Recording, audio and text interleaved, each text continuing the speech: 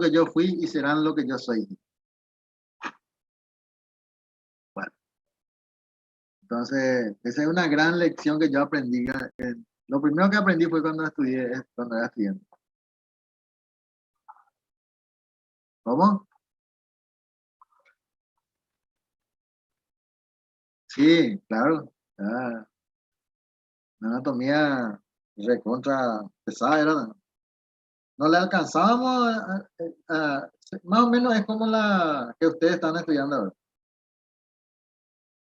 Pero anteriormente era un poquito más pesado para los estudiantes de medicina la anatomía. Ahora no es tanto así. O sea, por lo menos yo veo así que no es tanto. En mi época era bastante duro. Es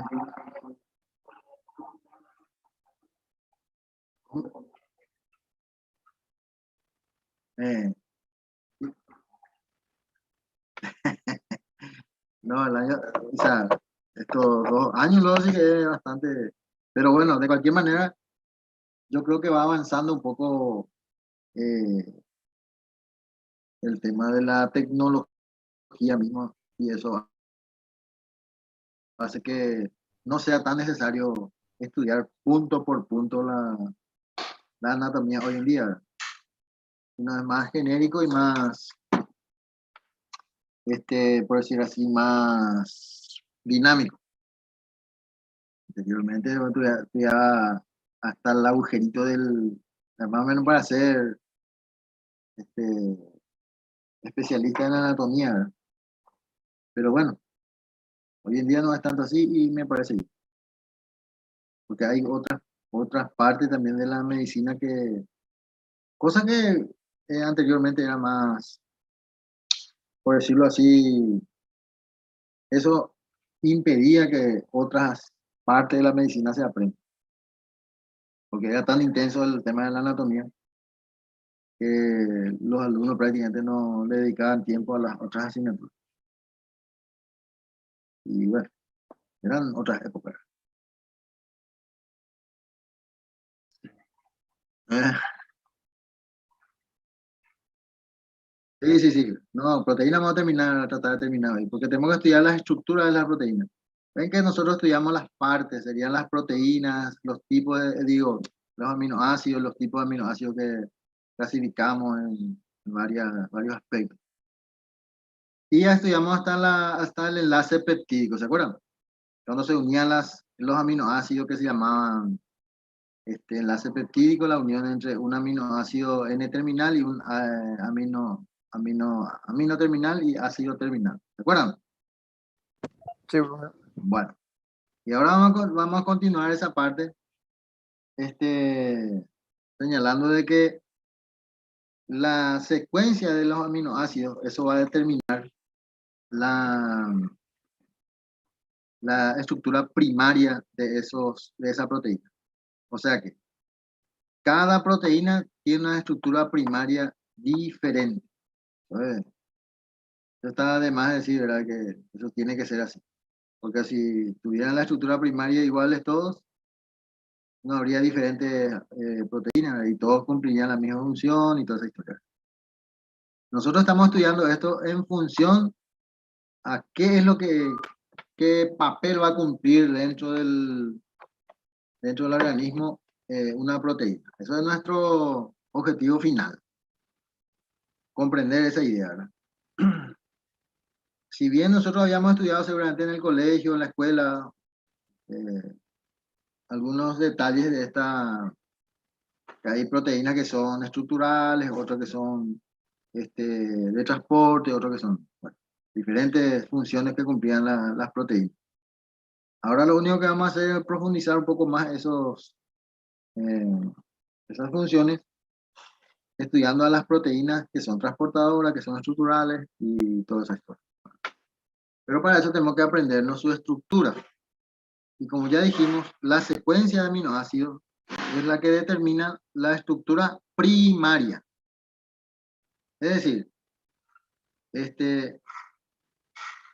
la cadena de aminoácidos eh, cuya secuencia está establecida por el RNA mensajero. Entonces, eso es lo que a nosotros nos interesa. y cómo están unidos. Nada más. ¿Qué es lo que sostiene a esa estructura primaria? Aparte del enlace peptídico, hay un enlace covalente que participa en la estructura lineal de los péptidos y proteínas. Eso es lo... ¿Saben lo que es un enlace covalente, verdad?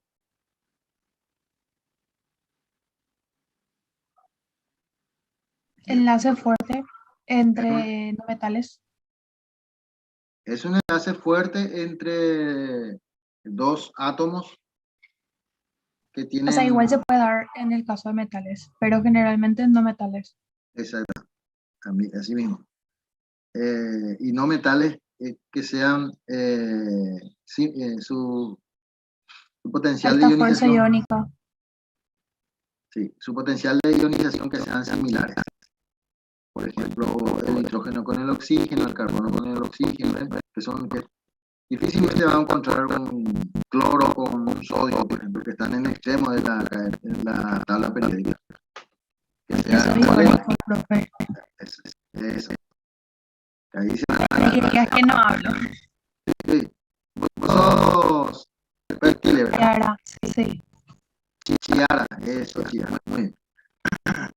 Está bien, hay que participar para poder afinar el aprendizaje, porque resulta que cuando uno se calla, generalmente uno se calla porque tiene temor a equivocarse, y el que no se equivoca no aprende, así de sencillo. No es una condición sine qua non, pero es mejor equivocarse que callarse y no equivocarse, ¿verdad? Me parece a mí, ¿verdad? Bien, la otra fuerza que participa en la estabilidad de la estructura primaria es la resonancia. Es decir, que, ¿saben lo que es la resonancia, verdad? Es una Salto de vibración, enlaces. salto de enlaces, salto de electrones, pero que en realidad son saltos parciales, no son saltos completos. ¿Qué significa eso? Por ejemplo, si hay dos electrones, salta uno y el otro se queda. Y eso es móvil, ¿verdad? Y esa es móvil y cíclico, ¿verdad? El que representa mejor la resonancia es el benceno. Por eso que el benceno, su representación es un hexagonal con un círculo en el medio, representando justamente la resonancia, ¿ya? ¿Por qué? Porque en un momento dado el doble enlace está en una posición, en otro momento en otra posición, así va circulando. Entonces, y son equivalentes. Por lo tanto, se puede poner un círculo ahí en el medio. Ya está, se resuelve. Pero bien, ese es un fenómeno físico-químico que de por sí parece ser para crear los problemas en el aprendizaje, no. Sin embargo, ese fenómeno participa en la estabilidad de la sustancia, en este caso, de la estructura primaria. Entonces, las uniones que tienen entre un aminoácido y el otro, ya dijimos eso, que son alfa amino y alfa carboxi. ¿De acuerdo? Amino terminal, carboxi terminal. Excepto algunos péptidos no proteicos como la glutatión, que habíamos mencionado también, que ¿se acuerdan lo que es el glutatión, verdad? ¿O no? En realidad este es un tripéptido que actúa como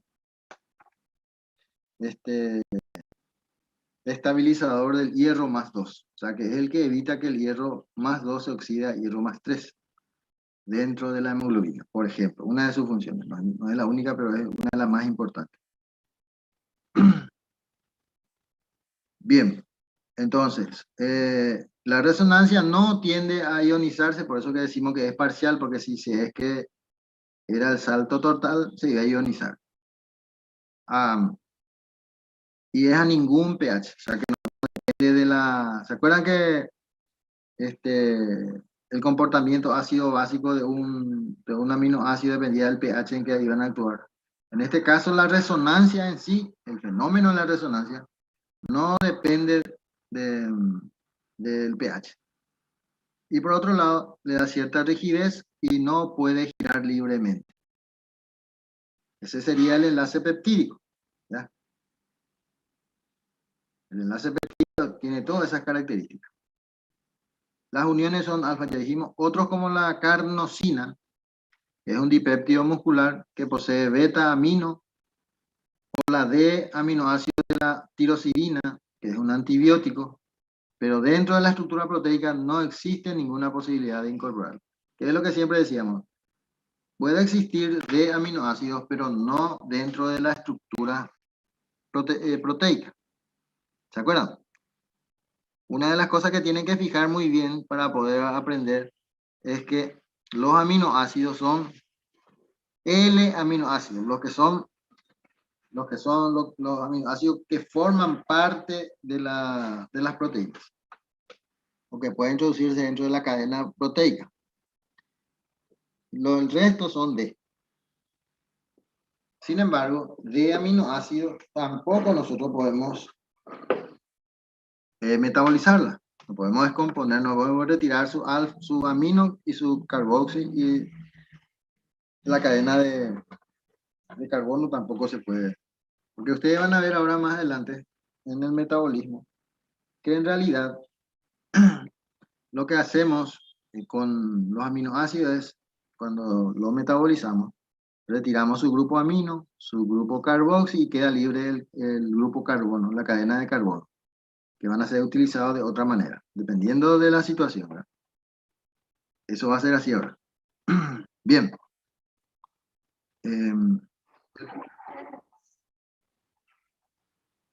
Y de aminoácidos, por ejemplo, la tirosidina, como dijimos, que es un antibiótico. Hay también algunas bacterias que en su membrana tienen D aminoácidos. Y eso hace de que, por ejemplo, sea resistente a nuestro sistema inmune. Porque nosotros solamente L aminoácido podemos descomponer. Y al ser D, se mimetiza, por decirlo así, dentro del sistema inmunológico, y no lo podemos destruir. Bien. ¿Está aclarado? No es el, ¿cómo te digo, profe? El proceso más le gusta al virus del VIH. El virus del VIH, como es un retrovirus, igual que el COVID, su sistema biológico es bastante contradictorio, ¿verdad? De hecho que el virus del HIV lo que hace es evitar que el sistema inmune, a través de los linfocitos T, CD4, puedan activar al CD8 y al sistema inmune en general. Es decir, voy a poner un ejemplo para que nos entendamos mejor. Vamos a suponer que uno de ustedes es la que se encarga de decir, ahí viene el enemigo, una cosa así. O sea que alertarle a ustedes de que viene el enemigo, suponiendo que sea un esquema de guerra. ¿Y qué pasa, por ejemplo, si se le mata al que tiene que alertar? Y entonces todo el sistema inmune se queda dormido. Bueno, eso hace el virus del HIV. Por eso que se llama inmunodeficiencia adquirida. ¿Por qué? Porque el virus ocasiona eso. Es decir, el sistema inmune se vuelve inútil frente a cualquier otro agente agresor. No es solamente contra el virus. El virus en sí, el virus del SIDA, realmente no es el que le mata al paciente, sino vienen otros virus, bacterias, hongos, parásitos, y el sistema inmune no lo puede reconocer y va atacando al organismo y después muere. Esa es la realidad del HIV. ¿Comprenden la idea, verdad? Sí, profe. Así mismo. O sea, el problema es antigénico ahí. De hecho que el virus del HIV muy baja antigenicidad tiene. Por eso es que no hay vacunas, güey. Y como ustedes sabrán ya, de que a los virus en general no hay un tratamiento en particular. O sea que a los virus no es como los antibióticos que, mejor dicho, las bacterias que se utiliza antibiótico y ya resolvemos el problema. Y no importa en qué tiempo esté. Solamente va a depender de su agresividad el tema. Sin embargo, los virus no existe un antiviral hasta hoy día que pueda ser eficaz, sino lo que se hace es evitar la replicación en los primeros 10 días y que es lo que son los antivirales que conocemos, y después ya lo que Dios es grande, ¿verdad? Si pasamos esos días ya a lo que Dios es grande, ya no hay forma de mejorar. Pero los virus también tienen una particularidad, que desaparecen solos. Solamente hay que aguantar ese tiempo de agresividad que tiene y después ya hay que... Bien. ¿Estamos de acuerdo? Muy bien. Bueno, esto ya habíamos hablado en la clase anterior, que las especies iónicas principales, por ejemplo, de la alanilglicina, que es un dipéptido, va a depender del pH. A diferentes pH él va a tener este comportamiento, que es lo que decíamos ya con otros ejemplos. Acá está la carnosina, que en realidad es una beta-alanilhistidina. Y se acuerdan que habíamos dicho que todos tenían que ser alfa amino, alfa ácido. En este caso en particular es beta-alanina. ¿Ven? Suponiendo que esto sea alfa, el carbono alfa, el grupo amino está en el carbono beta. ¿Ven? Alfa, beta. Y acá está unido a la histidina. Y esto es la carnosina. Es una de las particularidades que tiene la naturaleza. Profe, ¿puedes repetir esa parte otra vez? Se ve el cursor, ¿verdad? Sí, se ve, profe. Sí. Bien. Este sería la alanina, esta. Este sería la alanina. Y este sería el carbono alfa. Por lo tanto, este sería el carbono beta. Entonces, es beta-alanina. ¿Por qué? Porque en el carbono beta tiene el grupo amino. Contrariamente a todo el resto de los aminoácidos que tiene alfa-amino. Es decir, acá tendría que estar el grupo amino para que sea alfa-alanina. Acá. Y este sería el grupo carboxi que está unido acá con el carbono, con el enlace peptídico, que sería esto. ¿Se entiende, verdad, la idea? Si no entendieron, voy a volver a repetir, no hay problema eso. Porque yo sé que esta parte, como ustedes su fuerte general es la parte de anatomía, esto sería como la anatomía para los químicos, ¿verdad? O sea que... Sí. Y acá sería el carbono 1, ¿ves? Este 1, 2 y 3. En el 3 creo que estaría, ¿verdad? El 3 es el... Sí.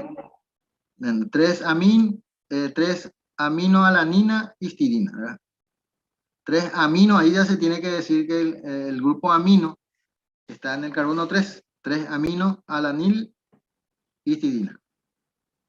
¿Se entiende la idea, verdad? Este es otro ejemplo que es el glutatión. En este caso es un tripéptido, o sea que tienen 3 grupos, 3 aminoácidos. Bueno, entonces tenemos el primero, ¿ven? El grupo glutamilo. Acá tenemos el segundo, que sería que sería la cisteína, y este sería la glicina. que tiene un solo carbono. Entonces tenemos acá un enlace peptídico, dos enlaces peptídicos, tres enlaces peptídicos. Es un tripéptido. ¿Estamos de acuerdo? Ahora, ¿por qué le llamamos gamma? Y vamos a identificar cuál es el grupo amino, alfa amino. El glutamato tiene dos grupos carboxílicos. Entonces tenemos acá 1, 2, 3, 4, 5 carbonos. Y en el carbono sería gamma, alfa, beta, delta, gamma. En el gamma, acá tenemos un grupo amino otra vez. Y así sucesivamente. Por eso es gamma glutamil, cisteinil, glicina. Son los únicos casos, bueno, son pocos los casos que tienen que no sea alfa y que esté, pero nunca dentro de una proteína. Fíjense que este no es una proteína, es un tripéptido, o sea, sería un péptido, que sería una fracción de una proteína. ¿Comprende la idea ahora? Sí, profe. Lo más importante es entender de que todos los aminoácidos que van a formar parte de una proteína tienen que ser alfa amino, alfa ácido. Y estos son las excepciones, pero que no llegan a ser proteínas. Pero sí tienen enlaces peptídicos, que es lo que queremos demostrar aquí. Bien. Esto sería de esta manera, cómo es que se van uniendo el carbono alfa, siempre el carbono alfa, eso es en condiciones normales que van a formar parte de una proteína. Siempre esto es así. Por eso que es importantísimo el carbono alfa para formar parte de las proteínas. Y para ello tiene que ser alfa amino, alfa ácido. ¿Por qué? Porque se acuerdan que se une el amino terminal con el carboxi terminal. Si uno de ellos no está en el carbono alfa, entonces las enzimas no lo van a detectar y no van a poder formar parte de las proteínas. Y eso que habíamos visto anteriormente son las excepciones. Bueno, esto sería de una forma tridimensional lo mismo que vimos acá, pero en forma tridimensional. Y fíjense acá que el enlace peptídico, acá tenemos un enlace peptídico, enlace peptídico, enlace peptídico, enlace peptídico de carbono, amino. Bien. Esto sería más o menos otro esquema de uniones en donde van a ir participando. Esto sería el acomodamiento estérico que le llamamos. Estéreo, ¿se acuerdan qué significa estéreo?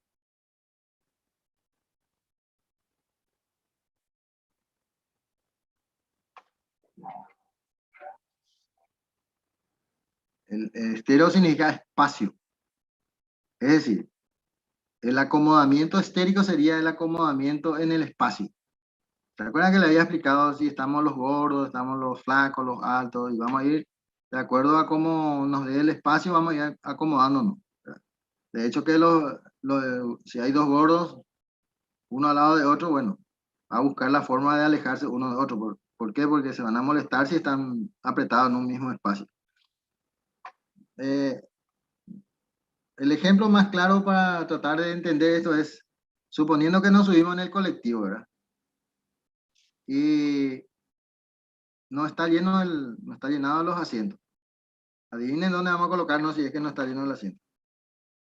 A no ser que te encuentres ahí a tu partner, a tu socio, tu cuate, te vas a sentar a su lado. O bien te sentás en un asiento libre, ¿cierto? Una vez que esté lleno eso, Vamos a elegir, vamos a suponer que todos los asientos estén llenos de un pasajero. Y vamos entonces a subirnos nosotros y vamos a buscar uno que sea el más flaquito para sentarnos a su lado, ¿verdad? Porque si no, le elegimos al gordito ese, no entramos luego en ese asiento y ya nos molestamos. ¿Comprende la idea, verdad? Bueno, eso sería un acomodamiento estérico. O sea que eso también hace de que las partículas y las moléculas, en este caso las proteínas, se vuelvan estables. Porque si se molestan dos partículas dentro de una misma estructura, eso lo vuelve inestable. Por eso es que el acomodamiento estérico forma parte de la estabilidad de una molécula. ¿Se comprende, verdad, la idea?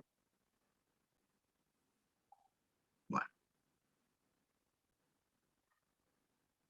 Entonces, en general, las proteínas son polipéptidos. Ven que lo que decimos es, vimos la carnitina, que era un dipéptido, vimos ¿cómo se llama el que vimos? Se me fue el nombre. El glutatión, que es un tripéptido, pero no llegan a ser proteínas.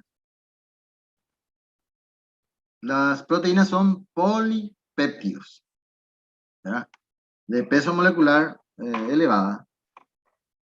Estas proteínas pueden ser simples, las que están compuestas solo por aminoácidos, o compuestas o conjugadas, las que tienen además otros componentes que no sean proteínas, pueden ser carbohidratos, lípidos, que no pueden ser que no sea de ningún tipo de estructura proteica. A eso se le llama grupo prostético, ¿ya? Por ejemplo, la hemoglobina tiene un grupo hemo, que es su grupo prostético, unido a la globina y se llama hemoglobina. Y otras se llaman glucoproteínas, nucleoproteínas, lipoproteínas, ¿ven? Son ya las conjugadas, ¿ya? O sea, son más compuestas o complejas. El tamaño puede variar desde 5.000 a 1.000.000 y una proteína de peso molecular muy elevado de 36.000, por ejemplo, que sería ya muy grande. Son las proteínas de 100 a 300 mioglobina. Imagínense lo que va a hacer. La mioglobina es una parte, o sea, sería la cuarta parte de una hemoglobina. Y si la mioglobina tiene de 100 a 300 Dalton, la hemoglobina tendría que ser 4 veces más, multiplicado por 4. El citocromo C y otros tienen en su cadena, son cadenas más sencillas. Bien. ¿Cómo se clasificarían? Hay diferentes formas de clasificar las proteínas. Por su solubilidad, por ejemplo. Bueno, fue la primera albúmina soluble detectada, ¿verdad? Que son las albúminas. Las albúminas son ¿cómo se llaman las proteínas del huevo, por ejemplo? Son muy solubles en agua y soluciones salinas. Las globulinas, poco solubles en agua, pero sí en soluciones salinas. Gracias a Dios. Por eso la hemoglobina mantiene su estructura en plasma. Porque si no, íbamos a tener serios inconvenientes si es que se disolvía en el agua. ¿Entienden la idea? No es que una proteína por capricho de alguien es soluble o no soluble, sino va a depender de su función. Un detalle muy interesante que yo siempre hago notar es que y esto que voy a decir dice en todos los libros que yo conozco, ya sea de hematología, de bioquímica, de fisiología, de lo que ustedes digan. Cuando uno estudia las funciones de los glóbulos rojos, dicen transporta gases, por ejemplo. Algunos dicen directamente transporta oxígeno y CO2. Y no es que sea equivocado, no están equivocados, sino no es preciso, no. Ustedes pueden identificar equivocación de falta de precisión o le cuesta entender eso.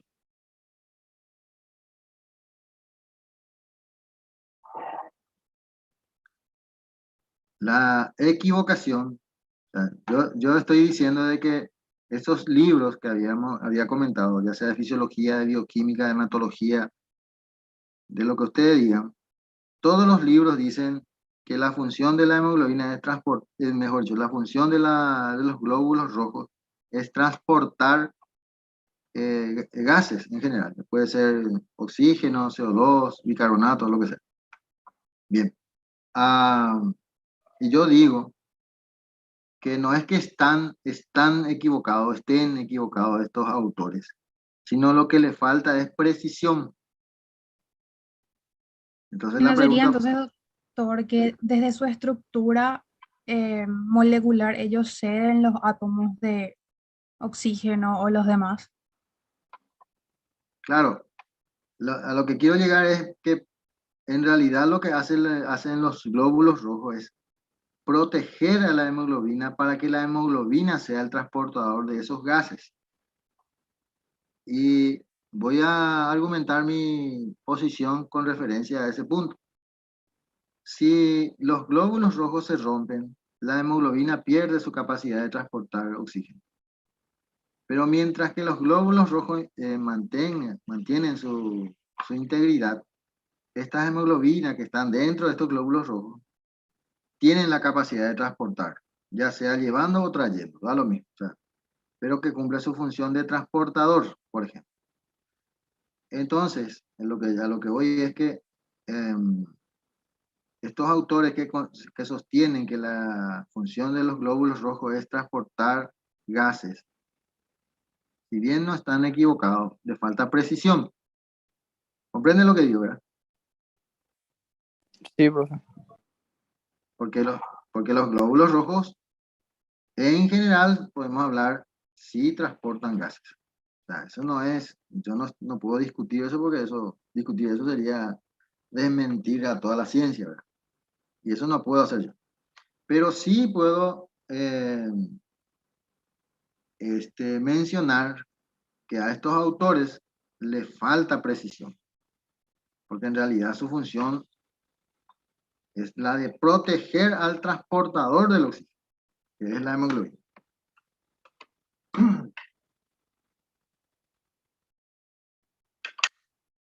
Bien.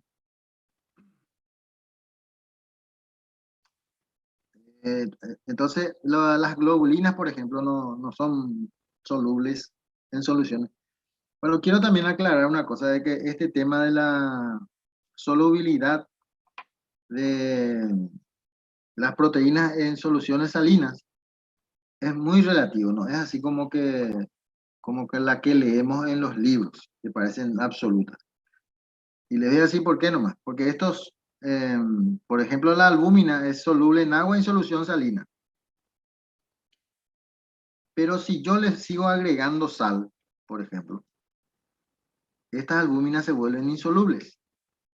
O sea que a ciertas concentraciones de sal, se vuelven insolubles ya. Entonces, por eso digo, es un tanto relativo. Si bien en condiciones normales, en solución fisiológica, de soluciones fisiológicas, iones, sí son solubles. Pero si yo le sigo agregando sal, ya se vuelven insolubles. Quiero aclarar nomás esto porque probablemente en algunos libros, si es que ustedes llegan a leer, van a encontrar eso. Y parece ser que se contradicen. No es que se contradiga, sino a nosotros lo que nos interesa nomás es soluciones fisiológicas. Bien, porque si alguna albúmina se vuelve insoluble en soluciones fisiológicas, eso sería grave. Grave, ¿por qué? Porque vamos a tener serios inconvenientes ya fisiológicos y patológicos. En forma general, en sus proporciones axiales de largo y ancho, son globulares y fibrosas. O sea que otro tipo de clasificación. Están las fibrosas y están las globulares. Las fibrosas se caracterizan por su forma lineal, arrollada en espiral o en hélice de su cadena polipeptídica unida por enlaces covalentes o puentes de hidrógeno, como la queratina, la miosina y la fibrina. O sea que esas son, Profe, sí, estas formas también creo que definen si van a ser solubles o no, ¿verdad? sí, Entre fibrosas y globulares. así mismo, así mismo. O sea que esto va a dar características físicas a las proteínas. Por ejemplo, la queratina podríamos decir que es las uñas, por ejemplo, son de queratina. Entonces sabemos que las uñas no son solubles, por ejemplo. O el pelo mismo.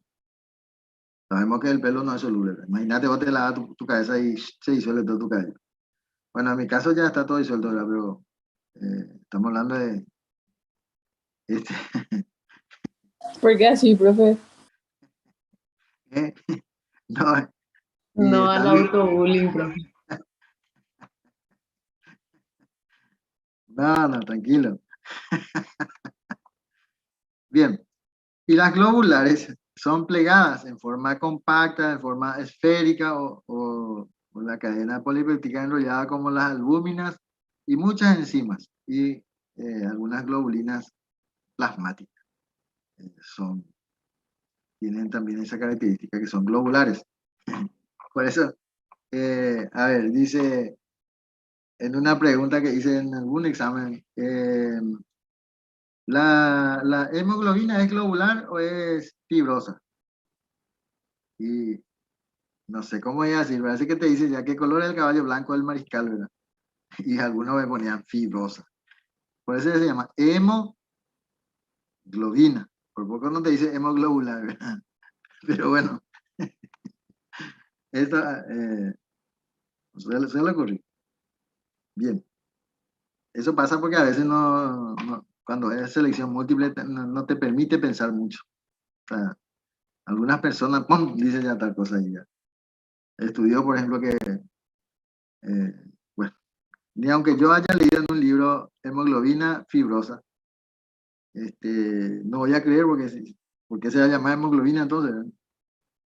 Bien, según algunas propiedades físicas como las lipoproteínas, que se dan de acuerdo a su movilidad electroforética, a pH 8,6, por ejemplo, tenemos alfa 1, 2 beta y gamma. O sea, esos serían según su movimiento electroforético. Más o menos ustedes saben lo que que es la electroforesia.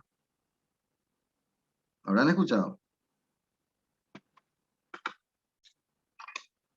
Es una técnica que se utiliza en los laboratorios para separar a las proteínas o a los aminoácidos de acuerdo a su carga. O sea que se les somete a una carga eléctrica y los que tienen carga negativa se va hacia el polo positivo y los que tienen y viceversa. Entonces esa es una manera de separar a las proteínas y a los aminoácidos de acuerdo a la carga que tienen. Bien. Y luego también, según sus densidades, que son hidratadas como los kilomicrones, tenemos de muy bajo peso molecular, de mediano peso molecular, densidad, mejor dicho, no peso molecular, de muy baja densidad, de mediano densidad y de alta densidad. Bien, en este caso en particular, cuando ustedes estudien metabolismo de lípidos, este LDL es un marcador muy importante para el médico, que sería el riesgo en la cual se mide el riesgo cardíaco. O sea, que el paciente que tiene por encima de 100 este valor, por más que su colesterol y su triglicéridos estén normal o normales, si esto está elevado, de igual manera tiene el riesgo cardíaco. Eso sería, no, eso te quedaría para, ¿cómo se llama? Bioquímica clínica, pero siempre es importante porque No se puede separar una cosa de la otra. Nosotros estamos estudiando esto para luego aplicarlo, no es para, no sé, para complicar la vida, no. Bueno, entonces, fíjense un detalle muy importante. ¿Se acuerdan que la estructura primaria era la secuencia de aminoácidos? Y luego, ¿se acuerdan que habíamos hablado de una acomodación estérica? Eso hace que algunas proteínas tengan una estructura que sea helicoidal. ¿Ven? Pero eso sería ya su conformación estructural secundaria, la parte helicoidal. Pero comenzamos con la secuencia y la acomodación estérica. Entonces esto hace así. De hecho que este palito que está acá, se pone acá para entender nomás que esto tiene forma helicoidal. Entonces esto va girando y tiene un centro acá. Así. Ese palito que está ahí es para indicar que ahí hay un centro. Que desde arriba, acá estaría el palito, este palito que vemos acá. Sacamos y miramos de hacia arriba y quedaría así. ¿Eh? Esto sería un alfa hélice.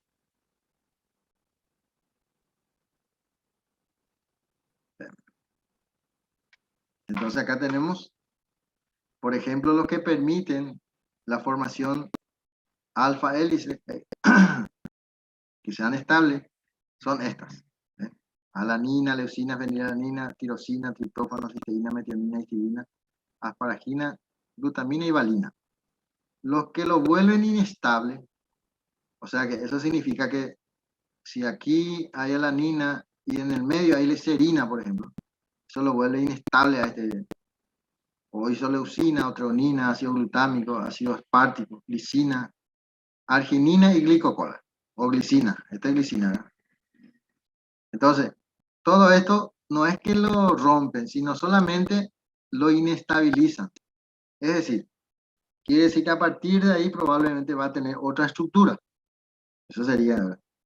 De hecho que se ha visto, por ejemplo, que una estructura alfa se rompe generalmente, se rompe de una forma así, se transforma en beta cuando empieza a aparecer la glicina.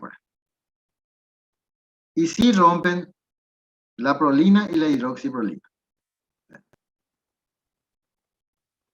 O sea que estos son los que inestabilizan, estos son los que estabilizan y estos son los que rompen. ¿Está? Dos nomás son los que rompen.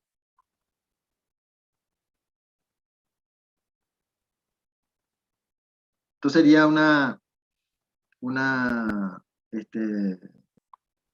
absorción óptica dependiendo de su estructura. Acá tenemos cuando gira la luz polarizada, cuando es alfa hélice, y cuando se va descomponiendo el alfa, va disminuyendo acá su rotación. Cuando se va rollando sería lo contrario. Entonces aquí ¿ven? Va conformándose y va aumentando hasta estabilizarse otra vez. Entonces sería una medición óptica. Esto en cuanto al comportamiento. Si nosotros conseguimos, entendemos, de que la hemoglobina, bueno, todavía no sé si voy a explicar ya esta parte porque se salió muy atrasado. Pero voy a adelantar algunos. Bien, cuando la presión del oxígeno aumenta hasta cierto punto la mioglobina, en este caso, da lo mismo que sea mioglobina o hemoglobina. En estas tres curvas representarían la hemoglobina y esta única curva representaría la mioglobina. Entonces, fíjense que el comportamiento es muy similar a diferencia de que, por ejemplo, la mioglobina se satura más rápidamente que la hemoglobina. Por una cuestión lógica. ¿Se acuerdan que les había dicho que la mioglobina es la cuarta parte de la hemoglobina. ¿De acuerdo? ¿O no? ¿O ya Sí, se fueron? profe. Sí, doctor. Bien. Eso significa que si la mioglobina tiene un lugar para albergar moléculas de oxígeno, la hemoglobina tiene 4. ¿Entienden? Porque es la cuarta parte. Entonces, por una cuestión lógica, a menor presión va a saturar más rápidamente, ¿verdad? ¿Saben lo que es saturar, verdad? Que se rodea, o sea, forma los enlaces. Forma de enlace, ¿qué más? ¿Qué más podemos decir de saturación?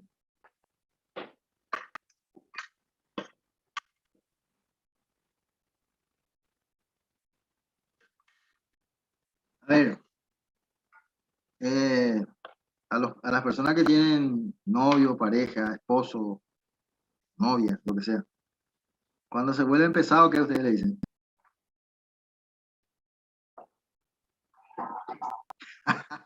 Aumenta su peso molecular. Aumenta su peso molecular, sí, pero ¿por qué motivo? Claro, o sea que ustedes no me pueden ver porque no tengo la cámara y no es porque no quiera poner la cámara, sino porque no funciona. Bueno, es mi computadora.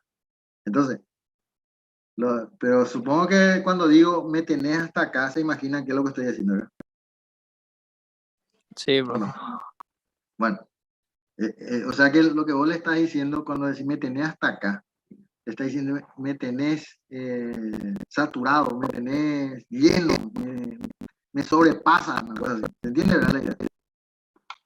Entonces, de ese concepto no varía mucho hablar de saturación de oxígeno en la mioglobina o en la hemoglobina. Es decir, que si la mioglobina tiene un lugar para albergar moléculas de oxígeno, entonces con una molécula ya se satura. ¿Comprenden? ¿Comprenden la idea, verdad? Sí, profe. Y la hemoglobina tiene 4 lugares. Quiere decir que necesita 4 moléculas de átomos de oxígeno para saturarse. Por supuesto. Entonces, si vos vas a llenar un vaso de agua en contrapartida de 4 vasos, ¿cuál vas a llenar primero?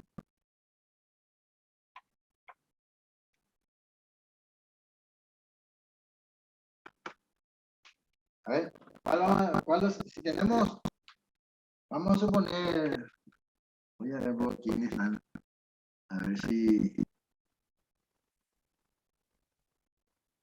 bueno, Alberto Jarabe está. No está, parece.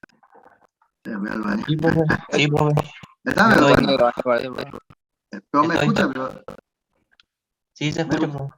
me escucha Alberto. Bueno, y Ana Chamorro está. Hola, profe. ¿Cómo está? Ana? Bueno, entonces vamos a tener 4 vasos, y Alberto va a tener un vaso. Los vasos van a ser del mismo tamaño. El vaso ese con el cual se toma agua. Entonces digo, bueno, vamos a jugar carrera. ¿Quién llena todo primero? El vaso. O los vasos. En tu caso, Ana, los vasos. En el caso de Alberto, el vaso. Y yo primero, profe. ¿Quién va a llenar primero? Yo. El Muy profe. bien. Eso. Bueno, eso mismo le pasa a la mioglobina en contrapartida a la hemoglobina. ¿Comprenden la idea, verdad? Está claro, ¿verdad?, que Alberto necesita menos agua que Ana para llenar los vasos. Porque Alberto va a llenar un solo vaso y Ana tiene que llenar 4. Lo que significa que necesita más agua. ¿Comprenden la idea? Ahora vamos a relacionar ese mismo ejemplo con la mioglobina que tiene un vaso. ¿Ven? Esta. Ven que a 20, mejor dicho, a una presión más o menos de 0,1, 0,2, ya tiene una saturación del 20% y la hemoglobina prácticamente nada. A una presión, vamos a suponer que sea 10 presión de oxígeno, la mioglobina ya tiene 40 y la hemoglobina todavía no llegamos a nada. Acá tendríamos 10. Y así sucesivamente. Hasta que llega un momento en que ya no importa la presión, porque ya no satura más, pues ya se llenaron todos los espacios y por más que vos le pongas 100 de presión de oxígeno, ya no varía. ¿Se entiende la idea, verdad? Sí, profe. La razón del por qué es lo que a mí me interesa que ustedes comprendan. ¿Por qué esto quiero que comprendan muy bien? Porque tanto en fisiología, luego en bioquímica, en patología, en todo van a utilizar este razonamiento, pero probablemente ya desde otro punto de vista. Pero lo importante es que vos entiendas el por qué ocurre eso. Bueno, ni hablemos, ¿verdad? Cuando sean médicos. Esto va a ser el pan nuestro de cada día. No sé que haga, no sé, cirugía plástica. No sé, tiene una especialidad que no tiene nada que ver con esto. Pero de igual manera, va a tener que tener, lo básico tiene que ser. Bien, entonces, por ese motivo la hemoglobina satura menos. Ahora vamos a ver qué es lo que indican esto. Fíjense que, ¿cuánto era el pH de la sangre fisiológica? 7,4 puede ser. 7,35 a 7,45. ¿Recuerdan? Ese era el rango. Bien, fíjense un detalle muy importante. Ahora vamos a hablar solamente de la hemoglobina. Vamos a dejar en paz a la hemoglobina. La hemoglobina está en los músculos y la hemoglobina está en la sangre. Entonces, vamos a suponer que un paciente tenga un bajo pH, 7,2. Fíjense que a medida que va bajando el pH, se vuelve ácido en la sangre, la saturación va requiriendo mayor presión, es decir, satura menos. Sin embargo, con un pH alto, que sería alcalosis, satura más rápidamente. A una presión de 20, por ejemplo, su saturación ya casi al 40%. Y a un pH de 7,2 alcanza a 20, 22, 24, 20. Entonces hay una gran diferencia también en cuanto a la saturación. Es decir, cuando ustedes sean médicos de verdad, la lógica sería entonces, si era acidosis, el paciente tiene acidosis, lo que vamos a hacer es aumentar la presión para que la saturación más o menos igual al estado fisiológico de 7,4. Y si es alcalosis, entonces la presión no es necesaria que sea alta, porque satura más rápidamente. Lo mismo ocurre con la temperatura más baja. Profe, en este caso, ¿verdad? Lo que piden la simetría para ver el nivel de pH. Así mismo. Ustedes habrán escuchado mucho el nivel de saturación, el tiempo de corte. El nivel de saturación está por debajo de 45, hay que internarlo para observarlo. Está por debajo de 90, hay que ponerle oxígeno. Está por debajo de 85, hay que buscar respiradores. Bueno, a lo mejor con eso decía, pero lo que estamos en este mundo ya más o menos imaginábamos cuando comentaba la situación del paciente. ¿Ya? Nos ubicamos más o menos cómo está el tema. ¿Se entiende la idea? Y de eso estaban hablando, de esto que estamos conversando ahora.